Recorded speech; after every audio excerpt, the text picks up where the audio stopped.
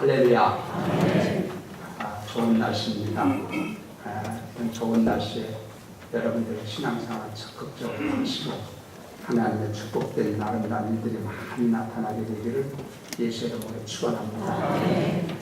얼마 전에 어느 일간신문을 봐드렸었는데 그 일간신문을 보면서 제가 굉장히 충격을 받은 사건이 하나가 있었어요.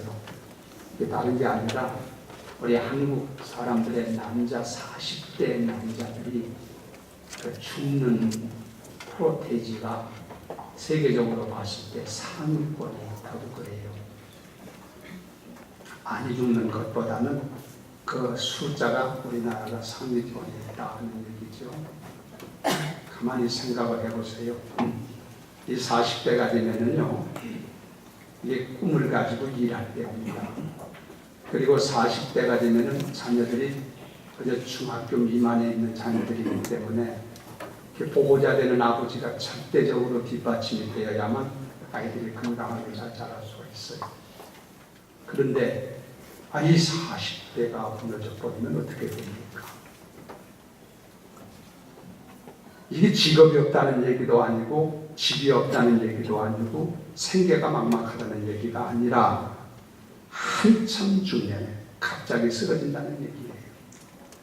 아주 쇼킹한 얘기가 아닐 수가 없어요. 이런 일이 우리나라에 많지 않게 되기를 예수의 이름으로 축원합니다. 우리는 지금 이렇게 살아가고 있는데 평범한 것 같지만은 우리의 삶을 깊이 이렇게 보면은 무서운 생존 경쟁의 속에서 살아가고 있습니다. 그렇잖아요? 그래서 생존 경쟁이 너무 힘들고 어려워서 모두 지쳐있는 상태예요, 사람들이. 이게 어떤 때 보면은 성도들도 교회에 나와가지고 딱 앉아가지고 잠깐 기도하는데 기도하다가 꿈속에 가는 사람들이 있어요. 그냥 졸고 있어요. 이런 사람들을 보면서 동정하는 마음이 있어요. 한 주간 동안 얼마나 시달리고 힘들고 지쳤으면 교회 와서 앉자마자 엄마 품에 안긴 아이같이 푸근한 마음으로 소름부터 올까? 동정이 되고 지치고 힘든 것이지. 자, 그렇다고 해서 졸지 마세요. 동정이 된다는 얘기지. 엄청난 어려움을 당하고 살아가는 시대를 우리들이 살아가고 있어요. 자, 요즘에는 의학적으로 이런 누적되는 정신적 피로가 이런 여러 가지 압력을 일러가지고 스트레스라고 얘기를 해요. 그러니까 여러분 옛날에는 스트레스라는 말을 별로 많이 쓰지 않았는데 근래는 스트레스가 뭔지 사람들이 다 많이 써요. 그렇죠? 근데 우리에게 이 스트레스가 문제예요. 사람이 스트레스를 계속 받게 되면 심신이 중압감을 느끼게 되고 그 눌려오는 여러 가지의 스트레스를 감당하지 못하게 되면 그것이 오버해버리면 건강 이상이 와버리고 말아요. 그래서 어떤 경우에는 그걸 감당 못해가지고 병으로 인해서 죽는 수도 있고 또 우울증이 생기기도 하고 자폐증이 생기기도 하고 이게 감당이 안 돼가지고 그만 스스로 생명을 끊어버리는 자살하는 경우도 생기고 이런 문제들이 우리의 현실 삶에 구름같이 밀려오고 있다는 얘기죠. 이게 우리의 삶의 모습이에요. 근데 스트레스라고 하는 것이 얘기가 나와서 얘기인데 의학적으로 좀 살펴봤어요. 심리학자들은 이 사람들이 어떤 면에서 스트레스를 받는가 하고 찾아봤더니 의학자들, 심리학자들의 얘기는 그들이 많이 연구를 했을 거 아니겠습니까? 그들의 얘기는 이렇게 얘기를 해요. 우리에게 보여지지 않는 불안 요소, 이 불안 요소가 우리들에게 엄청난 스트레스를 준다는 것이죠. 보이지 않는 가운데 우리들에게는 어디서부터 연유가 됐는지 이유도 원인도 알 수 없고 대상도 알 수 없는데 인간들은 마음의 불안감을 갖고 있어요. 특히 우리나라 사람들은 남북에 대치된 상황이 있기 때문에 이런 부분이 더 그럴 수도 있으리라고 생각이 됩니다. 그런데 이 불안의식, 이것이 정신적으로 육체적으로 엄청난 압력을 주기 때문에 그래서 이러가지고 불안한 마음을 갖게 된다는 거예요. 근데 오늘 시대를 일러가지고 공통적으로 오늘 시대를 도란의 시대라고 얘기를 합니다. 그러니 우리나라뿐만 아니고 어떤 세계 모든 사람들이 어디서 무슨 일을 당할지 모르는 불안감. 그게 안 가지려고 해도 보이지 않는 가운데 그런 압력을 받게 된다 이거예요. 그래서 이런 일로 인한 사람들이 엄청난 스트레스를 받고 있다고 심리학자들이 얘기해요. 여러분에게 그런 마음이 있으면 오늘 주님께서 그런 마음 다 벗어던지게 하시고 편안한 마음 주시기를 예수의 이름으로 축원합니다. 그리고 또 한 가지가 있어요. 심리학자들이 얘기하는 스트레스의 원인에 대해서 말할 때 사람들이 실패하잖아요. 실패한 가운데 주어지는 좌절감. 이것이 우리에게 엄청난 스트레스로 도전해오면 되는 거예요. 우리들이 세상에 살다 보면은 항상 성공할 수가 없어요. 우리가 완전자가 아니잖아요. 그게 실패하기도 하고 성공하기도 하고 이렇게 뒷구복구로 왔다 갔다 하는데 성공한 것보다 실패가 많게 되면 사람들이 더 실패감을 가지고 그리고 이것들이 좌절하게 만들어 주저앉게 만든단 말이에요. 이런 것들이 그렇게 되면 의욕을 잃어버리고 생기를 잃어버리고 삶이 좌절감을 갖게 된단 말이죠. 이런 것들이 우리에게 굉장한 스트레스를 준다는 거죠. 쓸데없는 걱정, 고민 이런 것들. 우리들이 쓰는 말 가운데 기후라는 말이 있지 않습니까? 기후에 불과하다. 기후 같은 얘기지만 말을 한다. 이렇게 얘기하면서 기후라는 쓰잖아요. 이 기후라는 말이 중국의 고전에서 나온 얘기인데 이 기후라는 말의 원뜻은 기인우천이라는 말에서 준 말이에요. 이게 무슨 얘기냐면 기후라는 말이 옛날에 기나라가 중국에 있었대. 기나라가 있었는데 한 사람이 나무 밑에 주저앉아가지고 한숨을 쉬면서 불 꺼지게 걱정을 하는 거예요. 엄청난 걱정을 해서 지나가는 사람이 그를 붙잡고 당신 왜 그렇게 걱정을 하느냐고 물어봤더니 사람이 하는 말이 저 하늘이 무너질까서 벌써 걱정하냐. 그게 엉뚱한 걱정이야. 할 필요가 없는 걱정. 이유 없는 걱정이에요. 쓸데없는 걱정. 그걸 얘기할 때 기후라고 그런다. 근데 사람들이요, 이런 경우가 많다는 얘기지. 얼마든지 다른 방향으로, 좋은 방향으로, 긍정적인 방향으로, 적극적인 방향으로 생각하면 될 것을 자기도 모르게 실패의식, 좌절의식을 갖다 보니까 자꾸 잘못된 방향으로 생각하게 되니까 그것이 가중을 해가지고 우리에게 엄청난 압력을 갖다 삽니다. 이런 문제도 우리에게 있을 수 있는 건데 오늘 오신 여러분들에게 흥이라도 만에 하나 그런 부분이 여러분을 엄습해 올 때 주님께서 막아주시고 여러분이 적극적이고 긍정적인 삶을 살도록 인도하시는 큰 은혜가 함께하기를 예수의 이름으로 축원합니다. 그리고 우리들이 스트레스를 받는데 심리학자들 얘기가 또 한 가지가 있는데 원인이 뭐냐? 갈등 문제라는 거예요. 갈등 문제.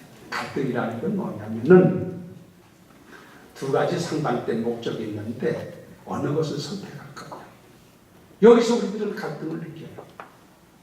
이걸 선택해야 되느냐 이걸 선택해야 되느냐. 인간은 완전하지 않기 때문에 모든 것을 다 할 수가 없어. 이 길이 옳은 길인지 이 길이 옳은 길인지 이 길을 가야 복 받을지 저 길을 가야 성공할지 이걸 우리가 내다보고 다 할 수 있다면야 갈등을 느끼지 않고 선택 딱 해버리면 되는데 우리는 그 분별력이 떨어진다는 말씀이에요. 하다 보니 이를 선택해야 될지 이것을 선택해야 될지 이런 문제로 인해서 부단히 우리에게 주어지는 선택의 과정 속에서 갈등을 느끼면서 어떻게 할지를 몰라서 그래서 사람들이 이것이 스트레스로 우리에게 찾아온다는 거예요. 여러분 이런 갈등이 있는 사람들은 오늘 주님께서 눈을 밝혀주셔서 때마다 순간마다 길을 인도하시고 주님 말씀 안에서 편안한 가운데 걸어가는 삶의 역사가 주어지기를 예수의 이름으로 축원합니다. 그런데요, 이 갈등을 느끼고 하는 것을 보면 사람만 갈등을 느끼는 게 아니에요. 짐승들도 어떤 때 보면 갈등을 느껴요. 여러분이 옛날에 시골에서 소가 짐을 싣고 가는 것을 보신 일이 계시겠지요? 저는 어렸을 때 소를 길러보기도 하고 이런 걸 많이 봤는데요. 이게 소가 멍청한 것 같아도요. 눈치가 환한 동물이에요. 이 소가 짐을 실려고 주인이 수레를 갖다 놓고 소를 이제 수레를 내려가지고 이제 가야 되는데 끌고 오면 말이에요. 소가 슬쩍 수레를 봐요. 모르지? 슬쩍 봐가지고 수레가 빈 수레면 얼른 가볍다 이거지. 쉽다 이거지. 그래서요 기분 좋게 가요. 그거 뭐 걸으나 만나고 끌으나 만나 힘들지 않으니까. 그런데 이 소가 말입니다. 주인이 끌고 와서 수레를 내게 할 때 썩 봐가지고 짐이 가득 실렸으면 이 시간. 그러면 이제 안 하려고 그러니까 주인이 한 대를 딱 치면 아이고 여기 버티다가는 얻어맞게 생겼다 싶어서 가요. 가서 이제 그러면 주인이 얼른 멍에를 내고 수레를 붙잡아내고 하면 이제 별 수 없다 하고 소가 좀 내 팔자가 이렇다 하고서는 가요. 짐승들도 이런 것이 있다니까. 하여튼 우리의 인생의 삶이 여러분이 이 세상에 살다 보면 이런 여러 가지의 문제들, 고민스러운 문제들, 갈등스러운 문제들, 스트레스적인 이런 여러 가지 문제가 파도같이 우리 주변에 밀려오고 쏟아져. 이걸 어떻게 우리가 극복하며 세상에서 승리하며 살아갈 수 있느냐는 것이에요. 여기서 패하면 무너지는 것이고, 이걸 극복하고 여기서 승리하면 그 사람은 성공적인 사람이 되는 줄로 믿습니다. 그래서 오늘은 그런 얘기를 나누면서 교훈을 삼고, 여기는 여러분들이 다 한 사람 다 모두가 이렇게 성공적인 삶이 되기 위해서 말씀을 나누려고 하는데, 우리 주님의 은혜가 함께 하시기를 예수 이름으로 축원합니다. 주 안에 있는 나에게 1절만 합시다. 주 안에 있는 나에게 당근이 있으랴 십자가 밑에 나가 내 짐을 풀었네. 주님을 찬송하면서 할렐루야 할렐루야 내 앞길 멀고 험해도 나 주님만 따라가리. 할렐루야. 아멘. 그게 하세요. 할렐루야. 오늘요 저는 다윗이라는 사람을 모델로 내놓습니다.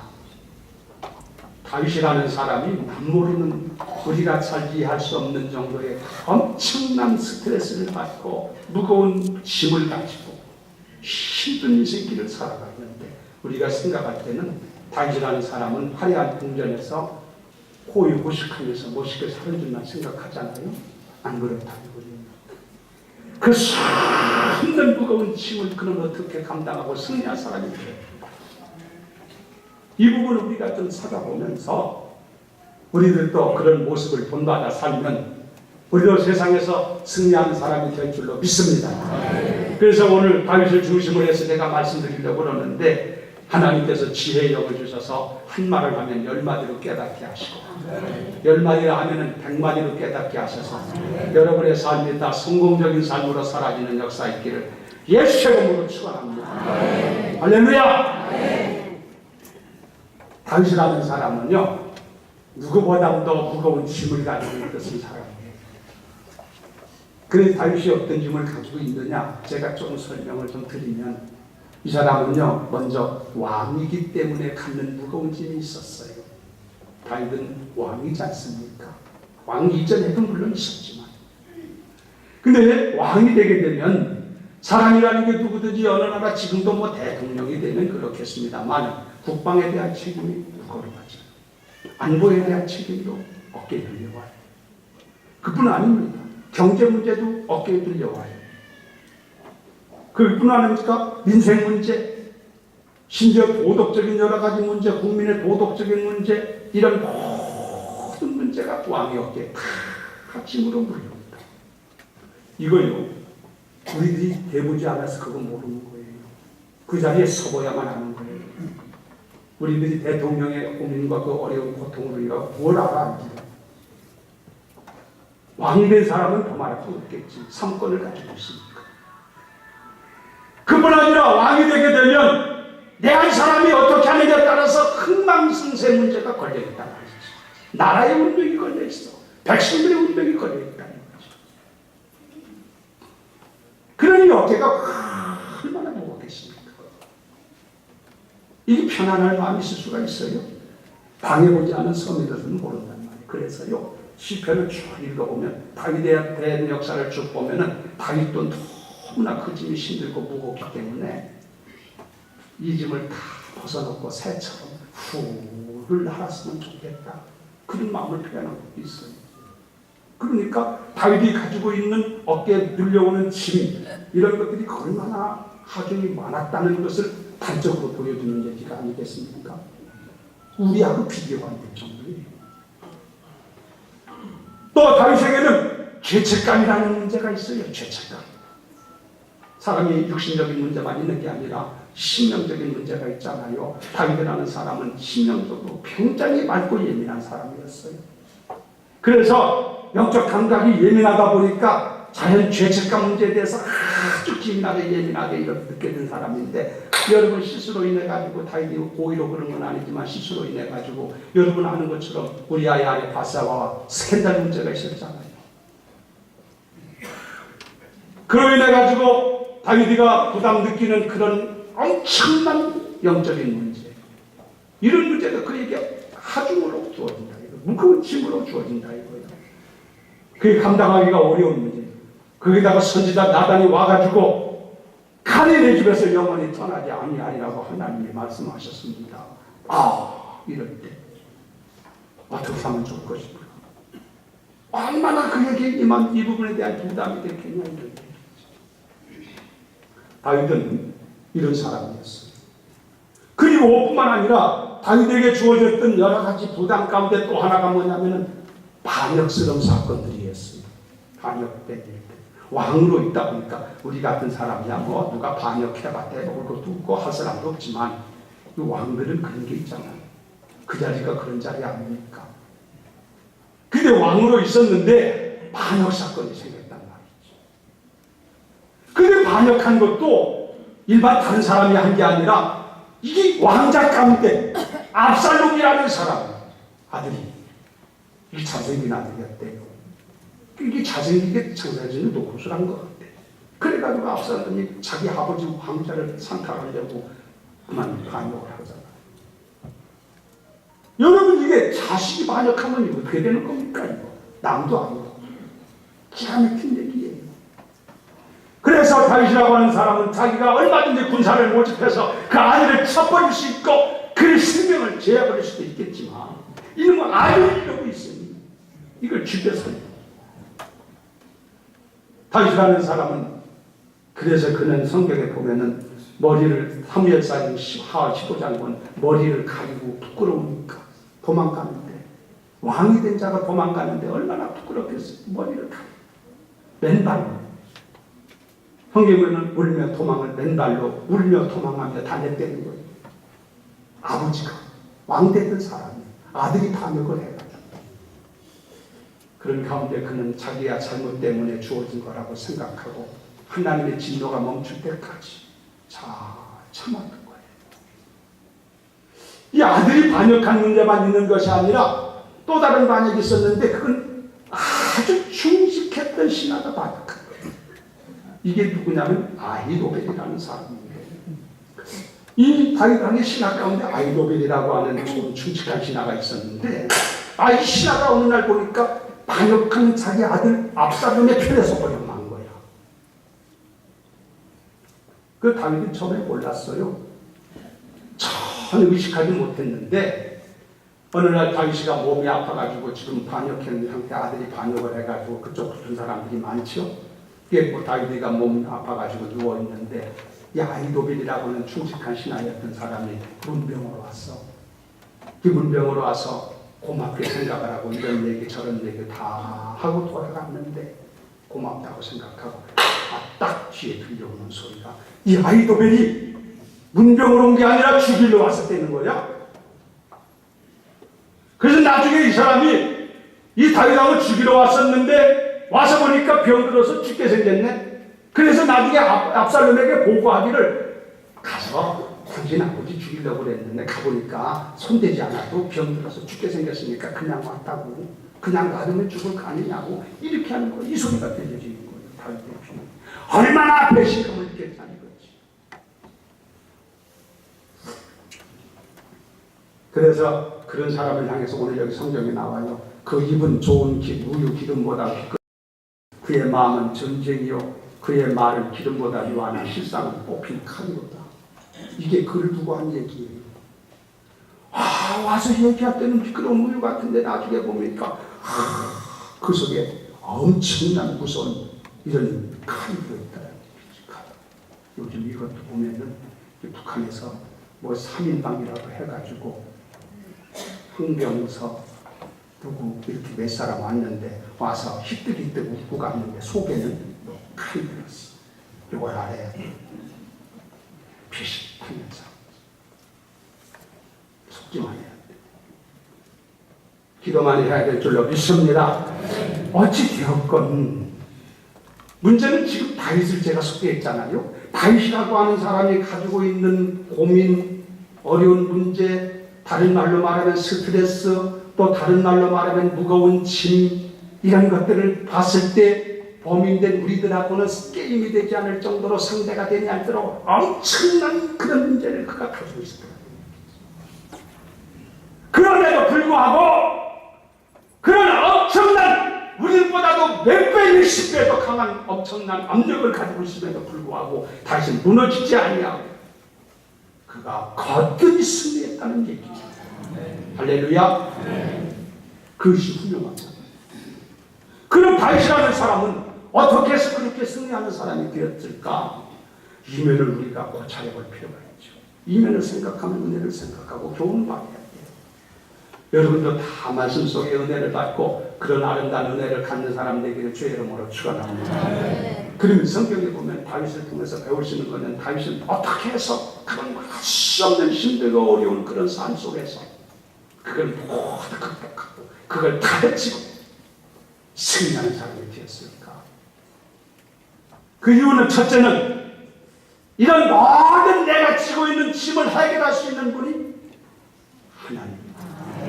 믿으면 아멘. 그걸 알았대요. 하나님만이 내 문제를 해결하시는 분이라는 것을 알았어. 그래서 그는 오늘 말씀에도 말하기를 오직 하나님 전에 나아갈 때만이 그 결국을 알았나이다. 그렇게 표현합니다. 그러니까 하나님께 그 다윗을 생각할 때 이런 모든 문제를 내가 해결할 문제가 아니고 이게 내가 해결하다가는 된 문제가 아니지요. 이를 해결할 자가 누굴까? 번지수를 잘 찾은 거예요. 오직 이런 문제를 해결하고 나를 도와주고 나로 하여금 승리케 하고 나로 하여금 감당하게 하시는 힘을 주실 분이 누구냐? 위에 계신 하나님밖에 없다. 그는 다윗은 확실히 믿은 거예요. 여러분 하나님 살아계심을 믿습니까? 하나님은 우리 아버지라고 그랬잖아요. 우리들도 마찬가지예요. 여러분, 여러분의 모든 무거운 짐을 덜어줄 수 있는 분, 여러분의 갈 길을 힘을 주시고 능력 주셔서 감당하게 하시는 분이 누구냐? 위에 계신 하나님, 주님밖에 없는 줄로 믿으면 아멘. 할렐루야. 그분밖에 없다는 것을 오늘 제가 얘기 드리는 거예요. 그렇게 믿지만 다시 한번 여러분 확인하시고 그분을 붙잡으시기를 주의 이름으로 축원합니다. 근데 사람들은 믿는다고 하는 사람들도 그만 가만히 보면 문제가 오면 어려운 문제가 오면 무거운 짐이 눌려오면 어떻게 해결하려고 하느냐? 어떤 사람은 자기를 믿어 내가 해결해 보려고 전전긍긍해요. 내가 무슨 힘이 그렇게 강한가? 내가 무슨 힘이 있다고 그렇게 내가 스스로 나서서 내가 해결해 보려고 그럽니까? 우리가 할 수 있는 법은 할 수 있는 것은 해야 되겠지만 내가 봤을 때 감당이 안 되는 것은 그것은 내려놔야 될 거 아니에요. 그러니까 사람들은 자기가 해결해 보려고 몸부림을 치고 고민하고 빠집니다. 그러다가 주저앉아 버리고 마는 거예요. 그런가 하면 어떤 사람은 사람을 의지해 이웃사람, 힘 있는 사람 능력 있는 사람들을 의지해서 그를 통해서 도움을 얻으려고 그에게 찾아가서 부탁을 하고 사정을 하고 이럴 때가 많단 말이에요. 그런가 하면 어떤 사람은 우상 앞에 가서 눈이 있어도 보지 못하고 귀가 있어도 듣지 못하고 입이 있어도 말하지 못하고 다리 있어도 걷지 못하고 손이 있어도 움직이지 못하고 할렐루야. 이런 우상 앞에 가가지고 도와달라고 빌고 사서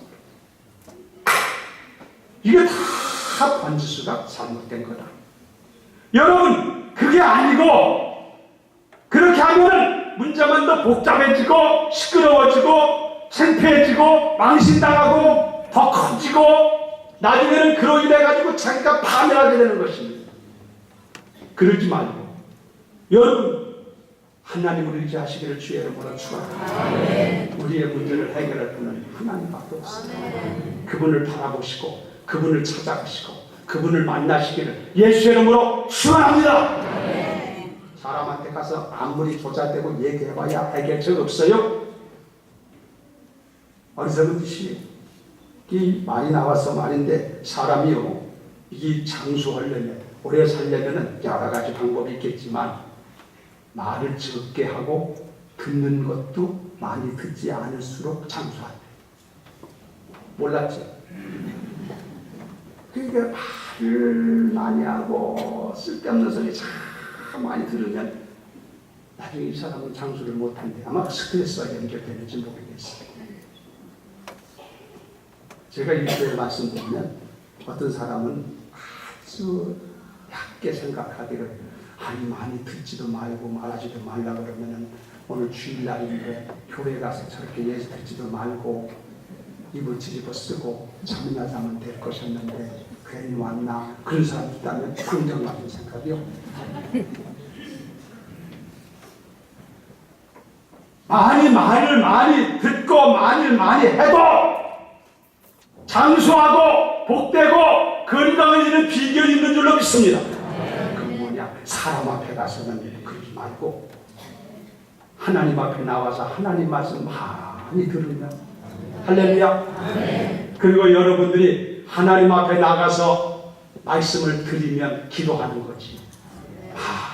많이 말씀을 드리고 또 여러분이 하나님 말씀을 부지런히 전도하고 또 하나님 앞에 찬송하고 하나님과 상대해서 말을 많이 듣기도 하고 말을 많이 하기도 하면 금생 내내 약속한 모든 은혜와 축복이 우리와 함께 하실 줄로 믿으면 아멘. 할렐루야. 은혜가 있다는 거라. 그래서 우리의 문제를 해결할 분은 하나님이다. 따라서 나의 문제를 해결하실 분은 오직 하나님이시다. 믿으면 아멘. 할렐루야. 그 다음에 두 번째가 뭐냐면 다윗이 어떻게 했는가 보는 거예요. 지금 다윗은 그렇게 알았다 이거예요. 두 번째가 뭐냐면 하나님이 내 문제를 해결할 분인 것을 알았으면 그에게 가서 바뀌는 거예요. 믿으면 아멘. 가만히 있다는 것이면 안 돼. 내 모든 문제, 내 모든 염려 이런 모든 것을 하나님 앞에 그분이 해결할 수 있는 분이기 때문에 그분에게 가서 다 맡겨야 될 줄로 믿습니다. 그건 우리 몫이다. 그건 우리가 해야 되지. 이 맡기는 얘기가 나와서 생각이 나는데 자네도 얘기를 몇 번 한 것 같은데 아주 그렇다는 얘기예요. 한국 교회가 초창기 때 선교사들이 와서 선교하고 할 때 그때는 차가 많지 않았다는 거 아닙니까? 그거 처음부터 이렇게 차가 많았어요? 그거 아니잖아요. 이 기동성을 발휘하기 위해서 선교사가 집차를 하나를 구해가지고 한국에 와서 시골에서 전도하면서 돌아다니는데 그때가 여름이었대요. 땀이 펄펄 나온 여름인데 차를 타고 전도하러 좀 가다가 보니까 맨 길가에 지나다 보니까 할머니가 허리까지 구부러진 할머니가 짐을 지고 땀을 막 흘리면서 지나가더라고요. 그 선교사가 너무나 안타깝고 안쓰러워서 차를 세워놓고 할머니에게 차를 타라고 했어요. 그러니까 할머니가 충청도 양반이야. 그래서 타라고 했더니 아니요. 이거 어떻게 탄대요? 사정을 해서 차를 탔어요. 할머니가. 고생하시는데 차 타시고 가시라. 어디까지 가시라고. 그래 그런데 할머니가 차를 탔는데 정말 미안할까 싶어가지고 이 선교사가 가만히 차를 몰고 가다가 백밀러로 어떻게 하고 있나 봤더니 뒤에 안에 앉아있는 할머니를 봤더니 그냥 이고 있는 거야. 그 소리가 깜짝 놀라요. 차를 세워. 아유 할머니. 아니 보따리를 왜 이고 계시냐고. 옆에다 내려놓으면 될 걸 갖다 놓고 계시냐고. 그랬더니 선생님 나 탄 것만도 고마운데 어떻게 짐까지 내려놓는데요.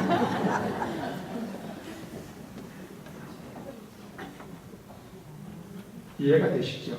따라서 그 말이 내 말이다. 그 양반, 여러분, 그 사람 그 양반이 그렇게 한 것에 대해서 우리가 어리석은 일이라고 생각하면 안 돼요.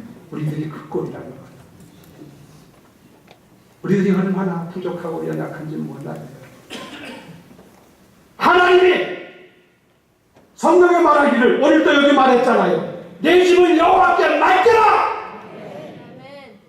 하나님이 우리에게 수없이 가르쳐주시고 예수님도 말하기를 수고하고 무거운 짐자로 다 내게로 오라 내가 너를 쉬게 하리라.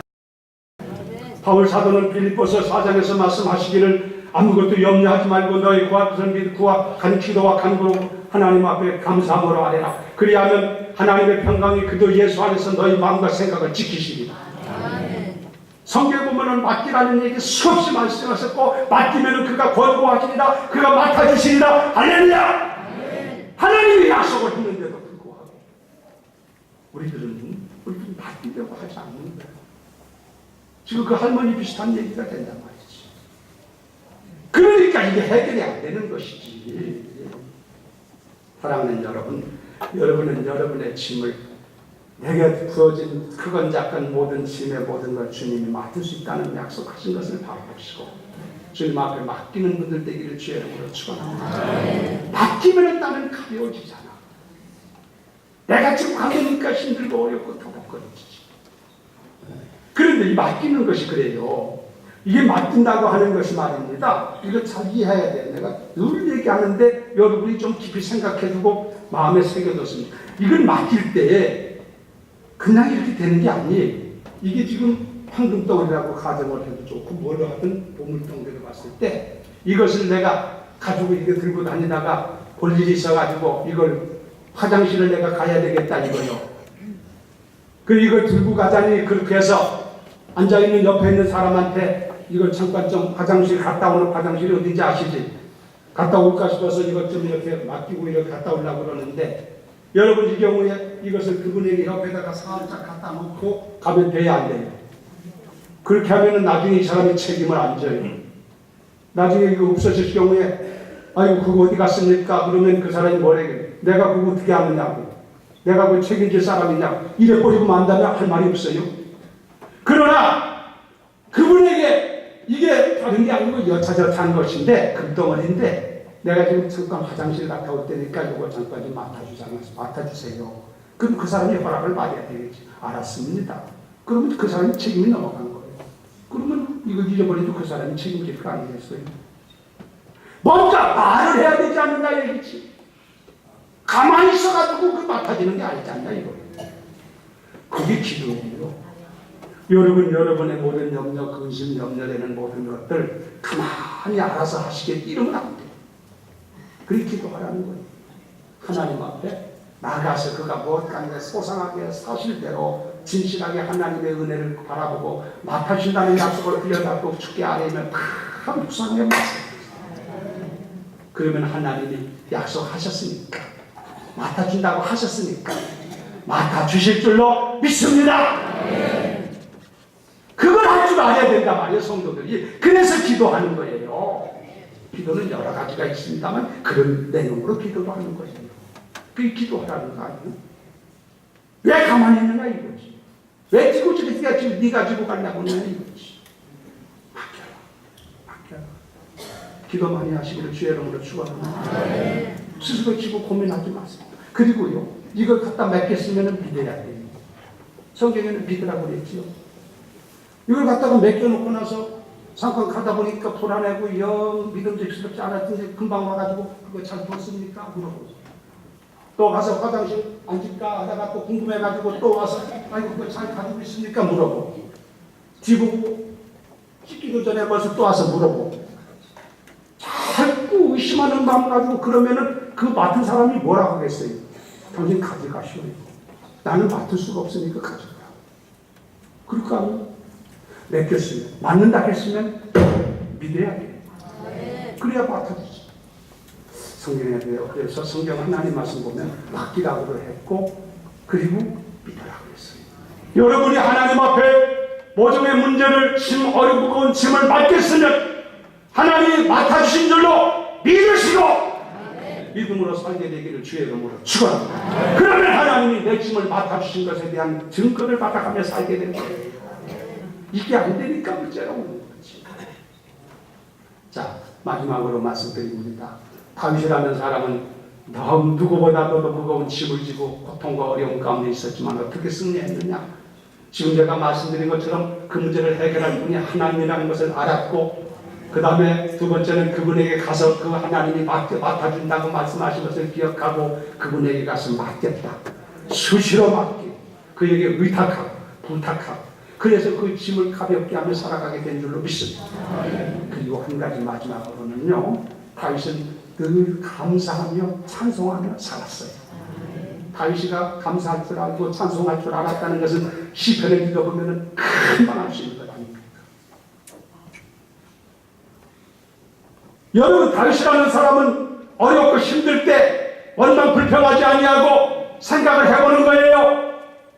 생각을 해보면 많은 전쟁을 치렀는데 하나님이 함께 하셔서 승리케 하셨고 지난날들을 되짚어보는 거죠. 반추한다고 하잖아. 또 생명이 죽을 위기가 한두 번이 아니었었어요. 그렇지 않습니까? 다윗이가 죽을 위기가 고비가 한두 번이었습니까? 밥을 먹다가 사울왕이 창을 던져가지고 찍어 죽이려고 했을 때도 하나님이 피하기를 줘서 죽지 않았고 엄청난 이런 일들이 많았잖아요. 그때도 하나님이 자기와 함께 하셔서 죽지 않도록 살려주셨고 뿐만 아니라 죄 가운데도 하나님이 용서해 주셨고 이런 일들을 긍정적으로 하나님의 베푸신 은혜 하나님의 도우신 은총을 생각할 때마다 무슨 마음이 생겨? 감사의 마음이 있어요. 그래서 그는 힘들고 어려울 때마다 감사하고 그때마다 하나님을 찬양하고 하나님께 영광을 돌린 줄로 믿습니다. 그렇게 되니까 감사하고 찬송하게 되면 여러분 그런 사람에게는 고통의 눈녹도 사라질 줄로 믿습니다. 새 힘이 주어질 줄로 믿습니다. 여러 가지의 스트레스 같은 것도 다 용해되고 분해돼 버리고 사라져 버리고 내 마음의 기쁨과 즐거움과 평안함과 행복한 마음으로 쫙 밀려올 줄로 믿으면 합니다. 감사하라는 거예요. 그래서 찬송하라는 거예요. 이렇게 살면 그 사람은 승리할 수밖에 없잖아요. 하나님께서 오늘 우리들에게 감사의 문을 열어주시길 주의 이름으로 축원합니다. 부정적인 생각을 가지고 원망하고 불평하기 시작하면 나락으로 떨어지는 거예요. 그때 하나님의 은총을 생각하고 감사합니다. 하나님의 새 힘을 주실 줄로 믿습니다. 우울한 마음이 생길 때 여러분 하나님 앞에 찬송하시기를 바랍니다. 내 영혼에 햇빛이 주 영광 찬다네. 찬송 허물고리를 싹 물러나고 밝은 태양빛이 싹 비춰을 느끼게 될 줄로 믿습니다. 이게 신앙생활은 이런 거예요. 여러분이 그렇게 하면 아무리 힘들고 어렵고 무거운 짐이 여러분 앞에 있다 할지라도 여러분은 가벼운 마음으로 기쁜 마음으로 즐거운 마음으로 승리하고 다윗같이 살아가게 될 줄로 믿습니다. 이 삶을 여러분이 그리도 안에 살아가게 되기를 주의 이름으로 축원합니다.